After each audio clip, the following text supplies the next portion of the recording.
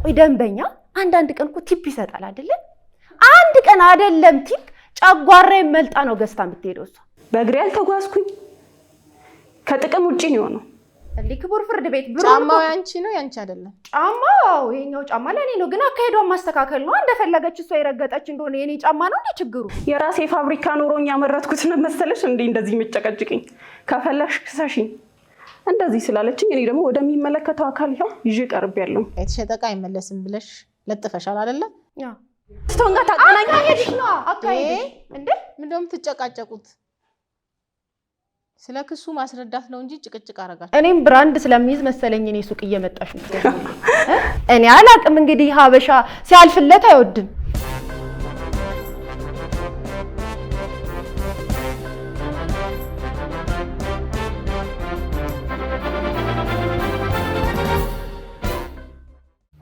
ሰላም ውድ ተመልካቾቻችን፣ ይህ ሳምንታዊ የሆነ የዳኛ ይታይ ፕሮግራም ነው።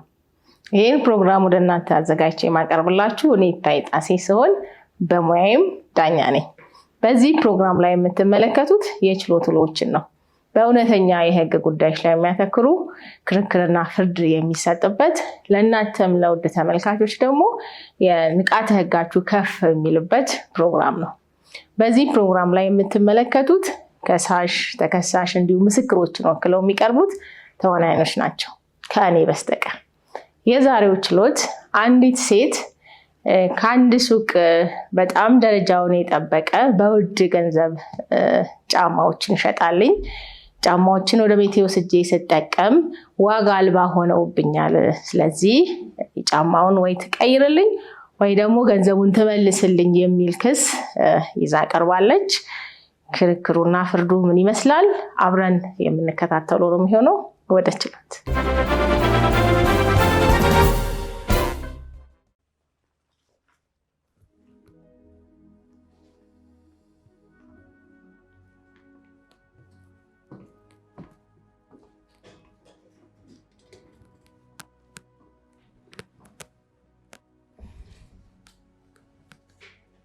እንደምን ዋላችሁ። ችሎቱ በዳኛ ይታይ የዕለቱን ስራ ጀምሯል። ከሳሽ እጹብ ድንቅ አበበ። አቤት። ተከሳሽ ሜሮን ዘገየ። አቤት። ቀርባቸዋል። አዎ ክቡር። ጥሩ እንግዲህ ከሳሽ ከተከሳሽ ሱቅ ብራንድ የሆነ አቻ የሌለው ቆንጆ ጫማ 3 ሸጣልኝ በተለያዩ ብሮች። ወዲያውኑ አገልግሎት ሳይሰጠኝ ከገዛሁት ብር ጋር የማይጣጣምና የማይመጣጠን ሆኖ አግኝቼው እንድትመልስልኝ ብጠይቃት ፈቃደኛ አይደለችም በማለት ክሶትን አቅርበዋል። በትክክል ክቡር ፍርድ ቤት። ምን ነበረ እስቲ የነበረውን ነገር አስረዱኝ። ምን አይነት ጫማ ገዙ? ስንት ጫማ ገዙ? በምን ምክንያት ተበላሸ? እሱን ጠቅለል አድርገው አፍታተው ያስረዱኝ እስቲ። አመሰግናለሁ ክቡር ፍርድ ቤት። እንግዲህ ከወይዘሪት ሜሮን ጋር ያለን ግንኙነት አሁን የተጀመረ አይደለም። ከዛሬ 3 ዓመት በፊት የነበረ ግንኙነት ነው። በተወሰኑ ልብሶች የተጀመረ ግንኙነት አሁን ላይ ወደ ደንበኝነት አድርጎ ከዛሬ 3 ዓመት በፊት የተጀመረ ግንኙነት ጥብቅ የሆነ ግንኙነት ነው ያለን። ሜሮን ደግሞ ስለኔ በደንብ ጠንቅቃ ነው የምታውቀው። ብራንድ እና ኦሪጂናል የሆኑ እቃዎች ካልሆኑ በስተቀር ዝም ብሎ ማግበሰብስ አይነት ሰው አይደለም።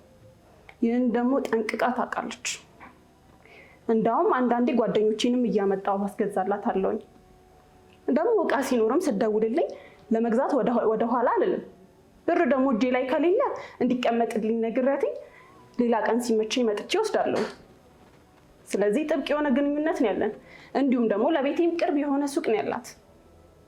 በአሁኑ ግን ምርጥ እቃ ገብቷል ብላ ከደወለችልኝ በኋላ 3 ጫማ ገዝቻታለሁ። አንዱን በ7,000 ብር፣ ሌላኛውን በ8,000 ብር፣ እንደውም አንደኛውን ደግሞ በ6,000 ብር ነው የገዛዋት። ነገር ግን አንድ ቀን ሰርግ ቤት አድርጌው ቢሄድ ሰው ፊት አሸማቃይ መለሰች። የነተበ እንዳሳያችሁ ነው እንግዲህ። አስፈላጊም ከሆነ ደግሞ ይዤዋለሁ፣ ማየት ይቻላል። ምንድን ነበር የሆነው ጫማው? ማየት ይቻላል። ላቅርበው? ቆይ ይዘሽዋል? ይዤዋለሁ። ምንድን ነበር የሆነው? በአንድ ቀን ምንም የተመቸ መንገድ ላይ ነው የሚሄደው። በመኪና ነው የሄድኩትኝ፣ በእግሬ አልተጓዝኩኝ። ከጥቅም ውጪ ነው የሆነው። ተላላጣብኝ፣ እንደውም ደግሞ ተገነጠለብኝ። እንዴ አካሄድሽ ነው ታዲያ አረማመድሽ ማስተካከል። ምን ማለት ነው እንደዚህ ማለት? አረማመድሽ ማለት አንቺ ነሽ ስለአረማመድ ያደረገኝ። ይሄ እኮ ለኔ አዲስ ነገር ለኔ ነው። እንደዚህ የምታስረዱት አይደለም። ክቡር ፍርድ ቤት እየተናገረች ያለችውን ነገር እየሰማሻት እኮ ነው። ተገነጠለ ነው የምትለው አይደለ? የራሱ አካሄድ ካልሆነ እንዴት ነው ሰው አንድ ቀን ጫማ አድርጎ ሊገነጠልበት? ቆይ ተረጋጊ፣ ወደ አንቺ እመጣለሁ። በዛ ሰዓት መልስሽን ትሰጫለሽ። ይሄ ለኔ አዲስ ነገር አይደለም። ጫማ ስገዛ እኮ የመጀመሪያ አይደለም። አልፎ አልፎ ብራንድ ነው ብላ የምትሸጥልኝ ነገር ግን ጥሩ ያልሆኑ እቃዎችን ሸጣልኝ ታውቃለች። ነገር ግን እኔም ደንበኛ አይነች ብዬ አልፋት አለኝ። ያው እንደኔ ተሸውዳ ሊሆን ይችላል ብዬ ነው ማልፋት። በአሁኑ ግን ጭራሽ የማልፈው ነገር አይደለም። ይሄ ደግሞ የመጀመሪያ አይደለም። ጫማ ማድረግ ለኔ አዲስ ነው እንዴ? ምን ነው ይቀርሙ ጫማዎቼ ሳይበላሹብኝ ብራንድ እያልኩ እኮ ብሬን የምከሰክሰው ተርፎኝ አይደለም ከእንደዚህ አይነት ውርደት ለመዳን ብዬ እንጂ። እኔም ብራንድ ስለሚይዝ መሰለኝ እኔ ሱቅ እየመጣሽ ነው። አለዛ ነው የተገነጣጠለው። እና ታዲያ ከአሁን በፊት የገዛሽው ጫማ ለምን አገኘሽ? ለኔ አስረጅኝ ወይዘሪት ሜሮን፣ ለኔ ነው ማስረዳት ያለብሽ። ይቅርታ ክቡር ፍርድ ቤት። ጫማውን እንድትመልስልሽ አልነገርሻትም? አልጠየቅሻትም? አልሄድሽም? ከአንድም 2-3 ጊዜ ነው የተመላለስኩት። ነገር ግን አሻፈረኝ አለችኝ። የራሴ ፋብሪካ ኖሮኝ ያመረትኩት ነው መሰለሽ እንዴ እንደዚህ የምጨቀጭቅኝ? ከፈለግሽ ክሰሽኝ እንደዚህ ስላለችኝ እኔ ደግሞ ወደሚመለከተው አካል ይኸው ይዤ ቀርቤያለሁ። ፍርድ ቤቱ ደግሞ መልስ እንዲሰጠኝ ነው የመጣሁት። ምን ያህል ጊዜ ነው የተጠቀምሽው ጫማውን? ከአንድ ሳምንት የዘለለ አንድ ቀን ነው ሰርግ ቤት ሄድኩበት። አንደኛውም እንዲሁ ለአንድ ቀን ነው። ከዛን የመጨረሻውን 3ኛውን ጭራሽ አልለበስኩትኝ። ምክንያቱም ይሄ ነገር በዚህ ከቀጠለ መሄድና ማሳወቅ ላለብኝ አካል ለሷም ማሳወቅኩኝ። ጓደኞቼንም ይዤ መጣው። ልሰማኝ አልቻለችም። ለመቀየር እምቢ ያሉበት ምክንያት ምንድነው? እሱን እኔ አላውቅም። በእርግጥ ጠይቄያታለሁ። ከኔ አይደለም የገዛሽው፣ ከራሱ የወሰድኩትን ዕቃ ከኔ አይደለም ትለኛለች። እንደዚህ ነው እንዴ ደንበኝነት? ለ3 ዓመት የዘለቀ ደንበኝነት እንዴት ነው ከኔ አይደለም? ማመን እንኳን አቅቷታል። ምን ይላሉ ወይዘሮ ሜሮን? ከርሶ ቤት 3 ጫማዎችን ገዝታለች። አመሰግናለሁ ክቡር ፍርድ ቤት። አዎ አሁን ሳይሆን ካሁን በፊትም የረጅም ጊዜ ደንበኛ አይነች ወይዘሪት እጹብ ድንቅ። ነገር ግን አሁን መታ እንደ አዲስ ጫማው የገዛውሽ ጫማ ተገንጥሏል ነው እያለችኝ ያለችው። አዎ እኔም እየደወልኩላት አዳዲስ እቃዎችን በማስገባት ታይም ቆንጆ እቃዎችን ነው የሚይዘው። እሷም ተናግራለች። ብራንድ ተጠቃሚ ነኝ ነው አይደል ያለችው። እኔ ደግሞ ስራውን ከጀመርኩ አሁን አይደለም ስራውን የጀመርኩት 6 ዓመት ሆኖኛል በዚህ ስራ ውስጥ ከቆየው። 6 ዓመት ስልሽ 3 ዓመት የቆየሁት እንደዚህ በዴሊቨሪ ነው የምሰራው። እኔ መጀመሪያ የራሴ ሱቅ ከመክፈቴ በፊት በዴሊቨሪ ነበር የምሰራው። ሰዎች ያዙኛል፣ ካሉበት ቦታ ድረስ እየሄድኩኝ እቃዬን አስረክብ ነበር። ከዛ በኋላ እግዚአብሔር ይመስገን ካፒታሌም ትንሽ ሰፋልልኝ፣ ሱቅ ከፈትኩኝ፣ የራሴ መታወቂያ ቦታ ኖረኝ። እዛም በጣም ብዙ ደንበኞች እየመጡ እቃ ይወስዳሉ። ነገር ግን ይህን 3 ዓመት ሙሉ ስሰራ አንድም ሰው መጥቶ እንደዚህ የተበላሸ እቃ ይዘሻል፣ ይሄ እቃ ፎርጅድ ነው፣ ኦሪጂናል ያልሆነ እቃ ይዘሻል አንድም ሰው ብሎኝ አያውቅም። እኔ አላቅም እንግዲህ ሀበሻ ሲያልፍለት አይወድም። አሁን እግዚአብሔር ይመስገን ቆንጆ ኑሮ ላይ የሚያገናኘው ነገር አለ። ክቡር ፍርድ ቤት ላውራ፣ አስጨርሽኝ። ጣልቃ እንድትገቢ አልፈልግም። በቃ መጀመሪያ ላውራ ሐሳቤን ያስረጅኝ ወደዚህ። እሺ ክቡር ፍርድ ቤት በጣም ይቅርታ። እና አሁን በደንብ ካፒታል ሲኖረኝ ገንዘብ ሲኖረኝ እኔ እንዴት እንዳረጋት አላቅም። ለነገርሽ ያተነቀቅሽ ምንም እያስወራችኝ አይደለም። እኔ ስርዓቷን አስይልኝ ክቡር ፍርድ ቤት። እና መታ እቃው ተበላሽቷል ነው የምትለኝ። አካሄዷን አበላሽታ ይሁን ከአንቺ የወሰድኩት እቃ ነው አንድ ቀን ሰርግ ቤት አድርጌው ሲሄድ ተገነጠለ ነው የምትለኝ። እኔ ሲጀመር እሷ ደንበኛ ነች ብዬ ነው እንጂ ክቡር ፍርድ ቤት አንድ ቀን ቆይ፣ ደንበኛ አንዳንድ ቀን እኮ ቲፕ ይሰጣል አይደለ? አንድ ቀን አይደለም ቲፕ ጨጓራዬን መልጣ ነው ገዝታ የምትሄደው እሷ። ጨጓራዬ ጨጓራ በሽተኛ ሆንኩት በእሷ ምክንያት ነው። ሁሌ ተከራክራ ነው እቃ የምትወስደው ሁሌ። እኔ ደግሞ አንድ ቀን አስገድጄ ግዢ ብያት እንኳን አላውቅም። አዳዲስ እቃዎች ጨርሽ ይዣለሽ እንዴ? እና አዳዲስ እቃዎች ሲመጡ ደውዬ እንደዚህ አይነት እቃዎች እና ክቡር ፍርድ ቤት ሁሌም ቢሆን አዳዲስ እቃ በማስገባበት ታይም እደውልላታለሁ፣ ትመጣለች። እቃ መርጣ ነው የምትገዛው። እኔ እንኳን አይደለም ማስገድጃት የምትገዛው። በቃ እንደዚህ አይነት እቃዎች መተዋላታለሁ፣ ትመጣለች፣ የምትፈልገውን እቃ መርጣ ይዛ ትሄዳለች። ይሄ እኔ ጥፋት ነው እንዴ? እኔ አስገድጄ ብትገዥኝ እኮ እሺ፣ ግን እንደዚህ አይነት እቃ ለስልሽ ነው መተሽ መርጠሽ እንኳን ይዘሽ የምትሄጂው። ከዛ ስንት ቀን አንድ ሳምንት ምናምን ቆይታ ነው መታ ጫማው ተገንጥሏል ቀይሪልኝ እንዴ ምን ማለት ነው? ከዚህ ጋር ስራ ነው ያሳወቅኩሽኝ። አንድ ሳምንት ቆይተሽ መተሽ ነው እዚህ አንድ ሳምንት ቆይታ መታ እቃውን ቀይሪ ምን ማለት ነው? ይሄ እኮ ስራ ነው ያዝነው አይደለ? ስራ ነው፣ እድገት ነው፣ ገቢ ነው ያዝነው። ምን ማለት ነው? አንድ ሳምንት ቆይታ በመጣሽ ቁጥር እኔ አዳዲስ ደንበኛ ይመጣል እንዴ?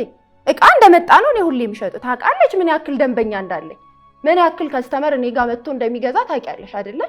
ስለዚህ እቃዎቹ ደግሞ እንደመጡ አዲስ እያሉ ነው የሚሸጡት።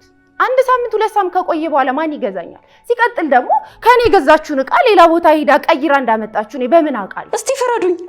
ይሄ ጫማ ያንቺ አይደለም? ይሄ ተመልከች፣ ይሄ የተላላጠ ጫማ ይሄ ጫማ ያንቺ አይደለም? እስቲ ፍረጅኝ።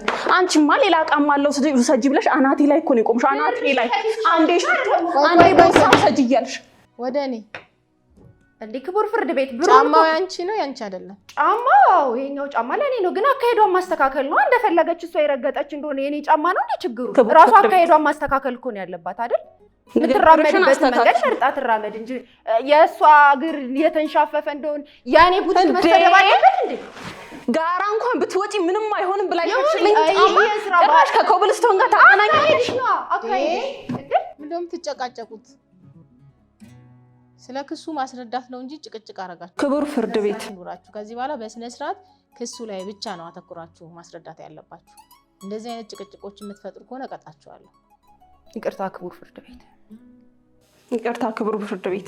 እንግዲህ እሷ ጫማውን ስሸጥልኝ እንኳን አይደለም ኮብልስቶንና ድንጋይ ጋራ ብትሮጭበት እንኳን ምንም አይሆንም እኮ። ታዲያ ጋራ የሚሮጡ ትክክል ያለ በስነ ስርዓት የሚራመዱ ሰዎች ናቸው። አንዳንቺ እንዲና ቆይ ስነ ስርዓት ያዢ። ያልተገባ ነገር አትናገሪ። የመጨረሻ ማስጠንቀቂያዬ ነው። ከዚህ በኋላ ከደገምሽ እቀጣሻለሁ። ሁለታችሁንም በስነ ስርዓት አስረዱ። ገብቷችኋል? ፍርድ ቤት ቀርባችሁ ታውቃላችሁ ከዚህ በፊት? እኔ አላውቅም። ስለዚህ በስርዓት ነው ማስረዳት ያለባችሁ። ማስተማሪ ቀድማል ከቅጣት ብዬ ነው። ስለተከሰሳችሁበት ስለከሰሽበት ጉዳይ ስለምትሰጪው መልስ ረጋ ብለሽ በስነ ስርዓት አስረጂ። አትጫጫሁ። አንዳንድ ስሜት የሚነኩ ነገሮች ሊኖሩ ይችላሉ። ነገር ግን በስርዓት ማስረዳት ነው የሚያስፈልገው። ጩኸት አረጋችሁት እኮ። ቀጥይ። ይቅርታ ክቡር ፍርድ ቤት። እንግዲህ እንደነገርኳችሁ ነው። ፍረዱኝ። ይሄን ጫማ ተመልክታችኋል፣ እንዳሳየዋችሁ ነው። አንዴ ጋራ ብትሮጭበት አንዴት ብትደርሽበት ያለችው ጫማ በእኔ አካሄድ በመኪና እየተጓዝኩኝ ምን ሆኖ ሊሰነጣጠቅ ይችላል? ፎርጅሽ ካልሆነ በስተቀር እንዴት ሆኖስ ሊበላሽ ይችላል? ስለዚህ ፍርዱን እንድትሰጡኝ ነው የምፈልገው፣ አሊያም ደግሞ ብሬን እንድትመልስልኝ። ካልሆነ ደግሞ በንጹህ እቃ ወይ ደግሞ በተመሳሳይ የሆነ ኦሪጂናል እቃ እንዲቀየርልኝ ነው የምፈልገው። እንዴት ነው እኔ እቃ የምቀይር? እኔ እኮ መጀመሪያ ሱቄ ላይ ስትገቢ እንዲህ ፊት ለፊት ጋር የተሸጠ እቃ አይመለስም የሚል ጽሑፍ አለ። እኔ እንደውም ደንበኛዬ ስለሆነች ነው እንደዚህ በስርዓት ለራሱ ያናገርኳት የነበር። ሱቄ መታ ስታወራኝ ማለት ነው በስነ ስርዓት ነው በቃ ያናገርኳት የነበር እንጂ። እሺ ክቡር ፍርድ ቤት እንዴት ነው አይደለም አንድ ሳምንት አቆይቶ ይዞ መጥቶ ይቅርና ዛሬ ጧት ተሽጦ ከሰዓት ብትመጣ እንኳን እኮ አይ ማለት መብቴ ነው። አንዴ ገዝታ ወዳ ፈቅዳ የወሰደችው እቃ ነው አይደለ? ስለዚህ በኋላ መታ ምን ማለት ነው ፎርጅድ እቃ ነው። መጀመሪያ የተሻት ገዥም ነበር። ለምን መጀመሪያ አማርጠሽ አትወስጂም ነበር? ክቡር ፍርድ ቤት ደጋግሜ የተናገርኩት ነገር ከአንድም 2-3 ጊዜ እንድትቀይርልኝ አሊያም ደግሞ እቃዋ እንደተበላሸ ባቀርብላት እንድትቀበለኝ አልቻለችም። ሲቀጥል ደግሞ ይሄ እንደ መጽሐፍ ቅዱስ ሕግ በሯ ላይ ለጥፋ ያለችው ስገባም ስወጣም የማየው ሕግ ተገቢ አይደለም። ለምን ሌላ ከስተመር ለምንድን ነው መጥቶ ያልጠየቀ? ቆይ ሌላ ከስተመር ስላልጠየቀ አንቺ ለምን ጠየቅሽ የሚል ጥያቄ መጠየቅ አይቻልም። ክቡር ፍርድ ቤት ግንዛቤው ነው ሁሉንም ነገር የሚጠይቀው። በቃ የተሸጠ እቃ አይመለስም ብለሽ ለጥፈሻል አይደለ? ልክ ነው የሚል አለ፣ ልክ አይደለም የሚል አለ። እሱን እንደየአግባቡ ማስተናገድ ነው እንጂ ሌላው ስላልጠየቀ አንቺ ለምን አልሽ ብሎ አተካራ ማብዛት አያስፈልግም። አይደለም ክቡር ፍርድ ቤት ይቅርታና እኔ ሌላው ለምን አልጠየቀም ያልኩት እቃ ወስዶ በጣም ብዙ ሰው ነው ያን ቀን እቃ ሲወስድ ነበር። የእሷን ተመሳሳይ ጫማም በጣም ብዙ ሰው ነው የወሰደ ነበር። ለምንድን ነው ሌላው መጥቶ ተበላሸብኛል አለ? ይሄ ሆን ብላ ስም ለማጥፋት የኔን ሱቅ ስም ለማጥፋት ካልሆነ ሌላ ሰው መጥቶ ለምንድን ነው የተበላሸ እቃን ይሸጥሽልኛል አለ? ለምን እንደዛ አላሉኝም? እኔ ለዚህ መልስ አለኝ። ጫማው ስለመነቀሉና ስለመላላጡ አላየሽም? እሷ ራሷ ይዛ መታ ነው እንደዚህ ተላላጥ ያለች። አዎ አይተሽዋል አይደለ? ይዛ መታ ሳይታኛል። ወልቋል፣ ተላልጧል አይደለ? ተገነጣጥሏል አይደለ? አይተሽዋል። ክቡር ፍርድ ቤት ሌላ ሰው አልጠየቀኝም የምትለው ነገር ደግሞ ሳይጠይቁ ቀርቶ አይደለም። እኔ እንኳን በሄድኩበት ሰዓት ብዙ ሰው ተሰልፎ አይቻለሁ። ነገር ግን ጭራሽ እሷ እብስ ነው ያለችው። ይሄንን ቃል ይገዙ ነው የመጡ። ቆይ ራስ ለስርዓት ያዢ። በጣም ስሜታው እያረገችኝ ነው። ክቡር ፍርድ ቤት ቃል ይገዙ ነው ሰዎች ተሰልፈው የነበሩት። ምን ማለት ነው? እዚህ ተሰልፎ የነበረ ሰው ሁላ ዕቃ ተበላሽቷል ማለት ነው እንዴ? ብዙ ሰው መጥቶ ነበረ። ነገር ግን እነሱ መጥተው የሆነባቸውን ነገር አልተናገሩም ማለት አልመጡም ኦር ደግሞ ሌላ ሰው አልከሰሰኝም ማለት አትችልም እኮ። አሁን እውነቱን ተናገረች። አልተናገሩም። ብዙ ሰው መጥቶ በሯ ላይ ቆሞ ነበር። ነገር ግን እሷ ያንን በገፍ ያመጣችውን ፎርጅድ የሆነ ዕቃ ሸጣ ከጨረሰች በኋላ እብስ ብላ ጠፋች። ጭራሽ የሚጠይቃት ሰው ሲመጣ ሲበዛበት እብስ ብላ ዕቃ ከጨረስኩ ታዲያ ሱቄ ምን አደርጋለሁ? ስራ ሊኖረኝ ይችላል። ስለዚህ አልመልስም እያልሽ ነው? ልመልስ አልገደድም፣ የተበላሸው ጫማ የኔ ኃላፊነት አይደለም እያልሽ ነው? አዎ ክቡር ፍርድ ቤት የተበላሸ ዕቃ የተበላሸ ጫማ እኔ የመመለስ ኃላፊነት ያለብኝ አይመስለኝም። እዛው ላይ አይታ ወዳ ፈቅዳ የገዛችው ዕቃ። ስለዚህ አሁን የመመለስ ግዴታ የለብኝ። ጥሩ እንግዲህ ፍርድ ቤቱ ክርክራችሁን አዳምጧል። መዝገቡን መርምሮ ውሳኔ ይሰጣል። ውሳኔ ለመስጠት ተለዋጭ ቀጠሮ ሰጥቷል። የዕለቱ ስራ በዚህ ተጠናቋል።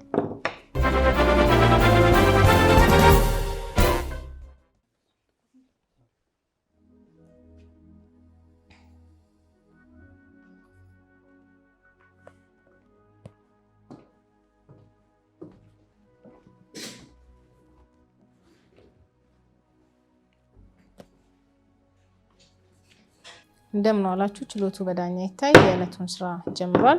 ከሳሽ እጹብ ድንቅ አበበ። አቤት። ተከሳሽ ሚሮን ዘገየ። አቤት። ቀርባችኋል። ያው እንግዲህ ለዛሬ የተቀጠረው መዝገቡ መርምሮ ውሳኔ ለመስጠት ነው። መዝገቡ ተመርምሮ ውሳኔ ተሰጥቷል። ውሳኔውን አነብላችኋለሁ። ፍርድ ቤቱ የግራ ቀኙን ክስና መልስ እንዲሁም ማስረጃዎችን አግባብ ካለው ሕግ ጋር አገናዝቦ ጭብጥ ይዟል። ከሳሽ ከተከሳሽ የገዙት ጫማ ጉድለት አለው ወይስ የለውም? አለው ከተባለ ሊተኩ ወይም ደግሞ ሊመልሱ ገንዘቡን ይገባል አይገባም የሚለውን ጭብጥ በመያዝ መዝገቡን መርምሯል። ከሳሽ በክሳቸው ውስጥ እንደጠቀሱት ብራንድ ወይም አቻ በአማርኛ ትርጉሙ ኦሪጂናል ተብሎ በብር 6,000 ብር፣ 7,000 ብር እና 8,000 ብር የገዛሁትን ጫማ ሳምንት እንኳን ሳያገለግለኝ የተበላሸ ስለሆነ እንዲመለስልኝ ይገባል በማለት አቅርበዋል። ፍርድ ቤቱም ይህንን ጥያቄ አግባብ ካለው ሕግ ጋር አገናዝቦ ተመልክቷል። ፍርድ ቤቱ የቀረበውን ክስ በፍትሐብሔር ሕግ ቁጥር 2289 አንቀጽ ስር ያሉትን የጉድለት ሀሳቦች የሚያሟላ ሆኖ ስላገኘው ዕቃዎች ላይ የተባለው ጉድለት መኖሩን አረጋግጧል። እንዲሁም በፍትሐብሔር ሕግ ቁጥር 2287 በግልጽ እንደተደነገገው ሻጭ ያስረከበውን ነገር እንደውሉ ትክክል ስለመሆኑና ጉድለት የሌለበት ስለመሆኑ ለገዢው ኃላፊ እንደሚሆን ያስረዳል። ተከሳሽም ዕቃዎችን መሸጣቸውን አምነው አንዴ የተሸጠ ዕቃ አይመለስም ወይም ደግሞ አልመልስም በማለት በግልጽ ተከራክረዋል። ሆኖም ግን እንደነዚህ አይነት ማስታወቂያዎች በሕግ የማይደገፍ በመሆኑ ፍርድ ቤቱ አልተቀበለውም። በመሆኑም ተከሳሽ ክስ የቀረበበትን ጫማዎች በተመሳሳይ በአዲስ እንዲተኩ፣ ይህ ካልሆነ ደግሞ ገንዘቡን እንዲመልሱ በማለት ውሳኔ ተሰጥቷል። ወጪና ኪሳራ ግራ ቀኙ ይቻቻሉ። ይግባኝ መብት ነው። መዝገቡ ተዘግቷል። ወደ መዝገብ ቤት ይመለስ። የዕለቱ ስራ በዚሁ ተጠናቋል።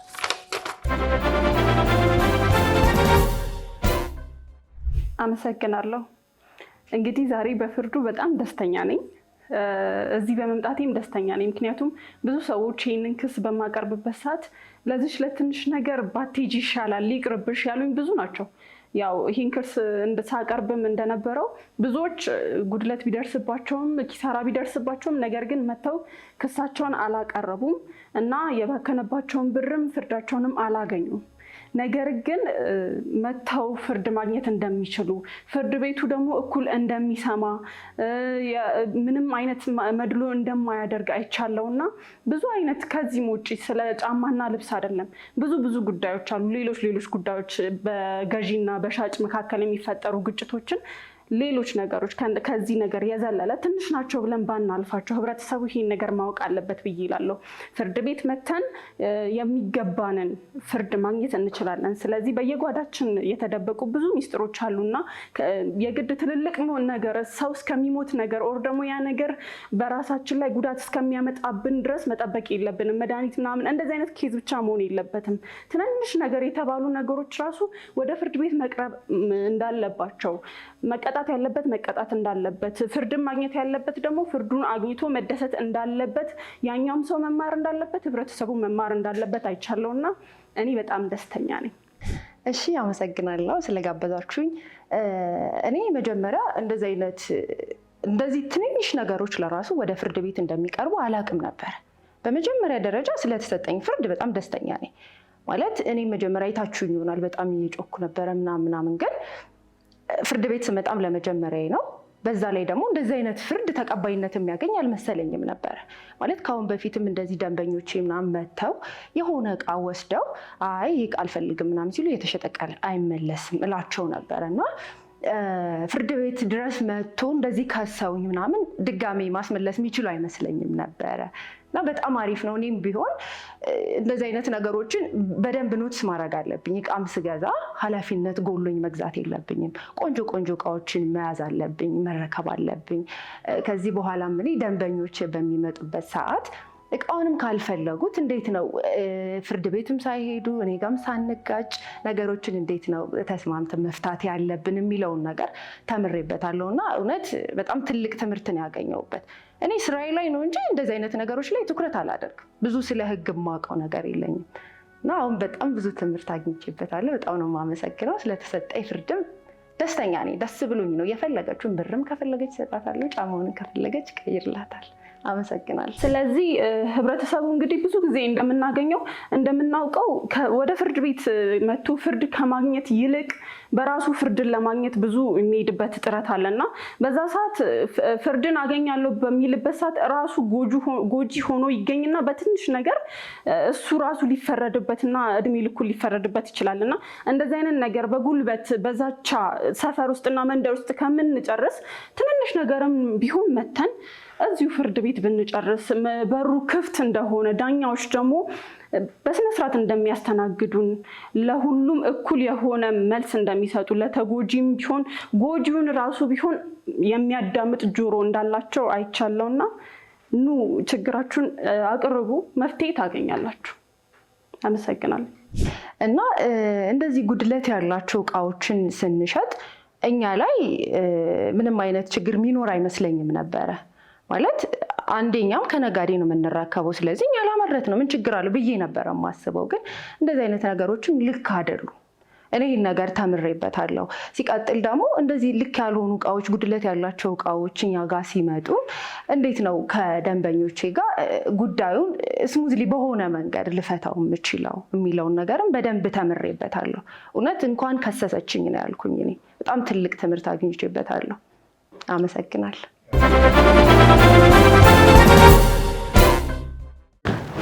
ውድ ተመልካቾቻችን እንግዲህ ችሎቱን እንደተመለከታችሁት ነው። በችሎቱ እንደተዝናናችሁና እንደተማራችሁበት ባለሙሉ ተስፋ ነኝ። የዛሬው መልእክቴ በፍትሐብሔር ሕግ ቁጥር 2266 ላይ ሽያጭ ማለት ሻጭ የሆነ አንዱ ወገን ገዢ ለሆነው ሌላ ወገን ዋጋው በገንዘብ የተወሰነ አንድ ነገር ገዢው ሊከፍለው ግዴታ በገባበት መሰረት ሊያስረክብና ባለሀብትነቱን ሊያስተላልፍ የሚገደድበት ውል እንደሆነ ተመልክተናል። እንዲሁም በዋናነት የገዢው ግዴታዎች ተብለው የሚታወቁት የእቃውን ዋጋ የመክፈል፣ የገዛውን ነገር የመረከብ እና በውሉ የገባቸውን ሌሎች ግዴታዎችን እንደሆኑ በፍትሐብሔር ሕግ ቁጥር 2303 እና በተከታዮቹ ሰፍሮ ይገኛል። የሽያጭ ውል ማለት በሻጭና በገዢ መካከል አንድ ነገር አስመልክቶ አንደኛው ወገን የተወሰነ ገንዘብ ለመክፈል ሌላኛው ደግሞ እቃውን ከነ ሀብትነቱ ለማስረከብ የሚገቡት ውል ነው። በየዕለት ዕለት እንቅስቃሴያችን በርካታ ግብይቶችን እናደርጋለን። ከበርካታ ግብይቶቻችን መካከል ዛሬ ያየነው አንዱን ነው። በንግድ ውድድርና ሸማቾች ጥበቃ አዋጅ ቁጥር 813/2006 የንግድ ስራ ላይ የተሰማራ ነጋዴ የሸማቹን መብት ከመጠበቅ አንጻር ማህበራዊ ኃላፊነት ያለበት መሆኑን የተደነገገ ሲሆን ስለ ንግድ ዕቃው የተሰጡ የበለጠ የሚጠቅሙ ዋስትናዎች ወይም የህግ ወይም የውል ድንጋጌዎች እንደተጠበቁ ሆነው የገዛው አገልግሎት ጉድለት ያለበት ከሆነ አገልግሎቱን ከገዛበት ቀን ጀምሮ በ15 ቀን ውስጥ በራሱ ምርጫ ነጋዴው አገልግሎቱን በድጋሚ ያለ ክፍያ እንዲሰጠው ወይም ነጋዴው አገልግሎቱን የተቀበለውን ዋጋ እንዲመልስለት መጠየቅ እንደሚችል በአንቀጽ 20 ተደንግጓል። ጉድለት ያለበትን ዕቃ ስንሸጥ ኃላፊነትን እንደሚያስከትል እንገንዘብ እላለሁ። ውድ ተመልካቾቻችን በቀጣይ ሳምንት በሌላ ችሎት እስከምንገናኝ ድረስ መልካም ሳምንት።